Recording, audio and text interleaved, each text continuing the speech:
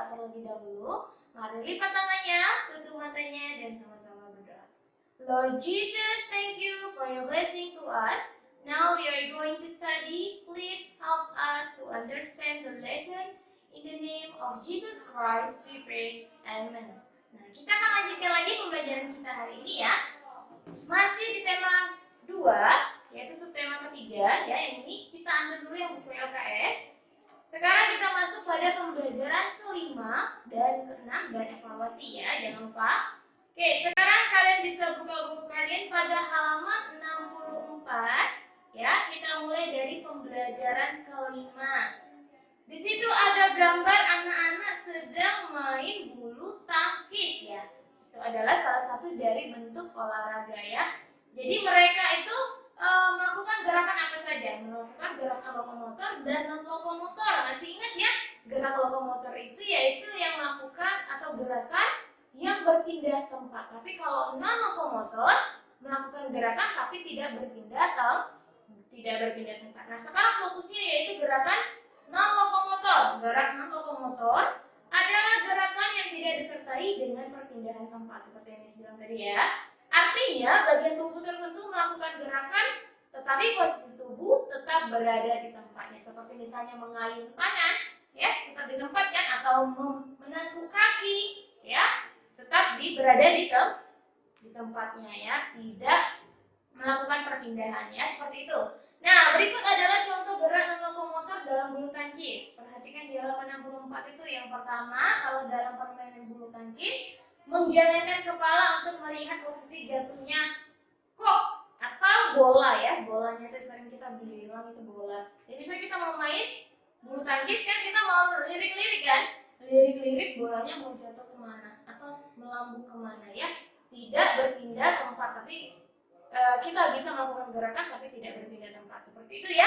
Kemudian yang kedua, membungkuk saat melakukan sikap siap untuk menerima bola dari lawan. Nah, misalnya kalau kita lawan kita mau melemparkan bolanya kan, kita agak posisi siap itu kan agak membungkuk sedikit, tapi kita tidak berpindah tempat. Jadi saat kita ingin menunggu bola dari lawan, ya kita tidak berpindah tempat ya. Kemudian yang ketiga, memutar badan saat menerima pengembalian bola dari lawan. Nah, memutar badan kan tidak berpindah tempat ya.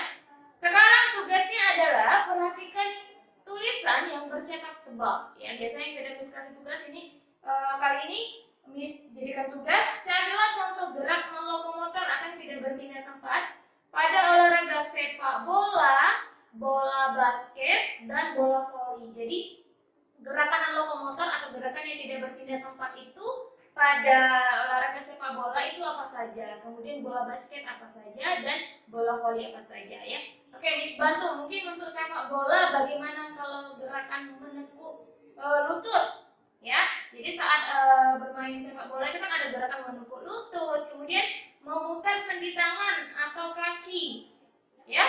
Saat kita ingin memutar sendi tangan ya, saat kita berlari begitu ya, kemudian memutar kaki ya, gitu ya. Tapi kita tidak berpindah tempat ya. Kemudian membungkuk juga tidak berpindah tempat. Itu mungkin contoh gerakan-gerakan pada permainan sepak bola, boleh ditulis. Kemudian bola basket, misalnya kalau bola basket yang tidak berpindah tempat itu menekuk kaki dan membungkuk ya. Saat menekuk kaki dan membungkuk, kemudian berdiri dan mengayunkan lengan. Berdiri dan mengayunkan lengan ya. Jadi saat bermain bola basket kan, misalnya kita berdiri ya, mengayunkan lengan atau dribble ya gitu ya, memantul-mantulkan bola juga, kita tidak berpindah tempat. Kemudian menarik dan mengayun lengan, mengayunkan lengan. Jadi saat kita mau menarik bola, atau misalnya kita mau melemparkan ke ring, jadi misalnya kita tarik dulu kan bolanya, kita tidak berpindah tempat. Kemudian kita lemparkan, tapi kitanya juga tidak berpindah tempat. Kita lemparkan bola ke arah ring, tapi kita tidak berpindah tempat. Nah, itu contoh-contoh dari gerakan non lokomotor pada bola basket ya. Tadi sudah dijelaskan dalam sepak bola, dalam bola basket. Sekarang bola voli. Tugas kalian cari gerakan non lokomotor apa saja pada olahraga voli ya, bola voli ya.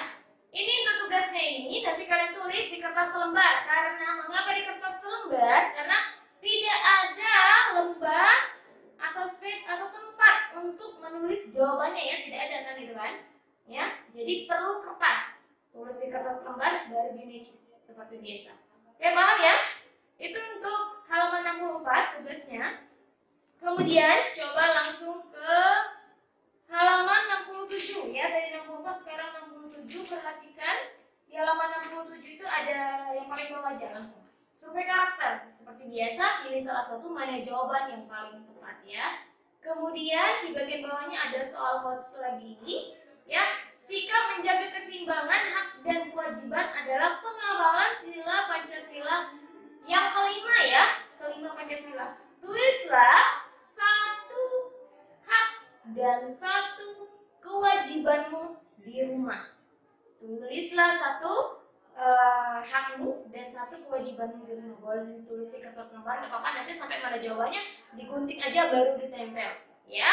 Jadi hak itu mesti ingatkan lagi segala sesuatu yang kita dapatkan, ya, yang harus kita miliki. Sedangkan kewajiban itu adalah segala sesuatu yang harus kita lakukan dengan penuh tanggung jawab ya. Untuk mendapatkan hak kita perlu melakukan tugas, tanggung jawab, kewajiban kita terlebih dahulu ya. Oke, teruslah salah satu hak ya, kewajiban dan salah satu hak dan satu kewajiban di rumah. Ya, apa saja ya. Jadi banyak ya hak dan kewajiban anak-anak. Tapi pilih di sini minta hanya satu saja, masing-masing satu.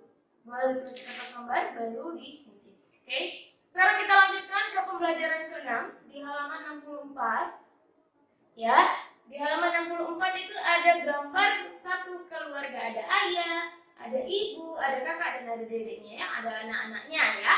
Jadi seperti yang sudah kemarin dijelaskan, yaitu hak adalah segala sesuatu yang harus kita miliki, sedangkan kewajiban segala sesuatu yang harus kita lakukan. Jadi sama halnya misalnya di rumah, di sekolah, bahkan di masyarakat itu punya hak dan kewajiban masing-masing ya. Jadi misalnya kita anak sekolahan, kalau di sekolah kewajiban kita mungkin apa? Melaksanakan piket, belajar ya. Apalagi kewajibannya mematuhi guru, yaitu kewajiban. Hak kita apa? Mendapatkan nilai, mendapatkan ilmu dari guru, ya kan? Seperti itu. Sama halnya dengan di rumah, ya, anak-anak juga punya hak dan kewajiban. Haknya mungkin mendapatkan kasih sayang, mendapatkan uang saku, mendapatkan perlindungan, mendapatkan rumah, ya, banyak. Kemudian kalau misalnya kewajiban itu membantu orang tua kita, seperti misalnya mencuci piring, atau membantu ayah membersihkan mobil, mencuci mobil ya, seperti itu, atau membantu ayah mencuci sepeda, mencuci motor, banyak ya. Itu hak dan kewajiban salah satu atau sebagian sedikitnya dari hak dan kewajiban anak-anak di rumah. Terus ayah dan ibu punya hak dan kewajiban juga nggak? Punya. Jadi misalnya kalau ayah mencari nafkah, mencari uang buat keluarga ya kan. Kemudian kalau ibu apa? Menyiapkan makanan kita, sarapan. Tugas-tugasnya ya. Sekarang perhatikan di halaman 69. Tugas kalian adalah mengisi kolom berikut ini dengan benar. Yang bagian atas di halaman 69 bagian atas itu ada beberapa kotak ya. Yang bagian atas, barisan atas itu kewajiban, barisan bawah itu adalah hak. Ya, kenapa kewajiban itu di atas atau duluan? Ya, karena kita harus melakukan kewajiban terlebih dahulu baru kita bisa mendapatkan hak kita. Seperti itu ya. Nah, kemudian kalian tulis kewajiban ayah apa saja, ada 3, kewajiban ibu apa saja, ada 3, kewajiban anak apa saja. Kemudian setelah menuliskan kewajiban, kalian tulis hak ayah apa saja, hak ibu, hak anak. Ya, masing-masing memiliki 3 hak dan 3 kewajiban terhadap ayah, ibu, dan anak. Ya, itu kalian tulis di bagian kotak itu saja karena sudah ada tempat lembar jawabannya. Jadi kalian tulis di situ jawabannya ya. Oke. Nah, itu untuk tugas kalian di pembelajaran ke-6 pada halaman 69 tadi. Dan selanjutnya perhatikan di halaman 72 ada survei karakter, langsung ke 72 ya. Survei karakter, pilih salah satu jawaban mana yang paling tepat. Ya, mudah. Kemudian ada soal quotes juga, jangan lupa dikerjakan. Tidak usah pakai kertas karena ini hanya pilihan ganda tentang garis bilangan. Garis bilangan mudah ya. Jadi kalian pilih salah satu mana jawaban yang paling tepat untuk dapat menyalin dan melengkapi garis bilangan yang ada di atasnya. Udah ya. Dan selanjutnya terakhir di LKS ini adalah kalian kerjakan evaluasinya. Evaluasinya terdiri dari PPKN, Bahasa Indonesia, Matematika, Seni Budaya, PJOK, Tapi masing-masingnya hanya 5 soal ya, jadi tidak terlalu banyak dan semuanya pilihan ganda. Jadi memudahkan kalian untuk menjawab soal-soal LKS tersebut. Oke, itu untuk yang buku LKS-nya. Sekarang kita ambil buku cetak kita ya di tema kedua, subtema ketiga, dan sekarang kita masuk ke pembelajaran ke-5 dan ke-6 ya. Kita masuk ke pembelajaran ke-5 dan ke-6. Coba langsung buka halaman 142 ya. Di halaman 142 ini di bagian bawah ayo berlatih amati daftar tugas pada tabel berikut. Jadi di situ ada beberapa tugas: belajar, menyiram tanaman, mencari nafkah, merawat keluarga. Nah, itu adalah tugasnya. Tunggu sebentar ya. Oke, itu adalah tugasnya. Kemudian perhatikan di halaman 143. Nah, di halaman 143 ini hampir sama ya. Di halaman 143 ini perhatikan, di situ kalian diminta untuk mengelompokkan tugas-tugas berdasarkan peran anggota keluarga pada tabel yang tersedia. Ya, tugas-tugas atau peran anggota keluarga atau kewajiban gitu ya. Ayah apa saja, ibu apa saja, dan anak apa saja. Ya, itu tugasnya. Kalian diminta untuk menuliskan tugas-tugas ayah, ibu, dan anak melalui ini ya, bisa dilihat dari sini di halaman sebelumnya, halaman 142 ya. Boleh kalian tinggal pindahkan saja. Kemudian selanjutnya yaitu di halaman 148. Di halaman 148 yaitu pembelajaran ke-6 ya. Langsung saja di halaman 148. Perhatikan di situ ada bacaan yang ayo berlatih teks soal cerita ya. Benny anak yang rajin, ia selalu menyelesaikan tugas-tugasnya dengan penuh tanggung jawab. Setelah menyiram tanaman, Benny mengulang pelajaran di sekolah. Kita belajar bersama Benny. Oke, yang pertama ini akan dijadikan contoh soal dan jawaban juga. Nanti kalian kerjakan untuk yang selanjutnya. Jadi di sini kalian diminta untuk membuat garis bilangan untuk menyelesaikan penjumlahan di bawah ini. Berarti penjumlahannya sudah kelihatan. Nomor 1 bisa kalian bacakan, panjang sehelai daun rambutan 8 cm. Panjang daun rambutan lainnya adalah 8 cm. Jadi ada 2 daun di mana panjang keduanya sama ya. Berapakah panjang kedua daun rambutan tersebut? Ingat dijumlahkan ya. Jadi panjang daun yang pertama adalah 8 cm. Ini ada garis bilangan. Kita ambil dari angka 0 ini, dimulai dari angka 0 ya. Panjang daun yang pertama adalah 8 cm. Berarti ke sini ya. Coba 1, 2, 3, 4, 5, 6, 7, 8. Di sini ya. Oke, ini daun yang pertama. Kemudian daun yang kedua 8 cm juga ya. Dan dimulai dari 8 ini. 1, 2, 3, 4, 5, 6, 7, dan 8. Stopnya ada di sini. Berarti daunnya berada di sini. Berarti ini daun yang pertama, nih panjangnya, kemudian ini panjang daun yang kedua, sama kan?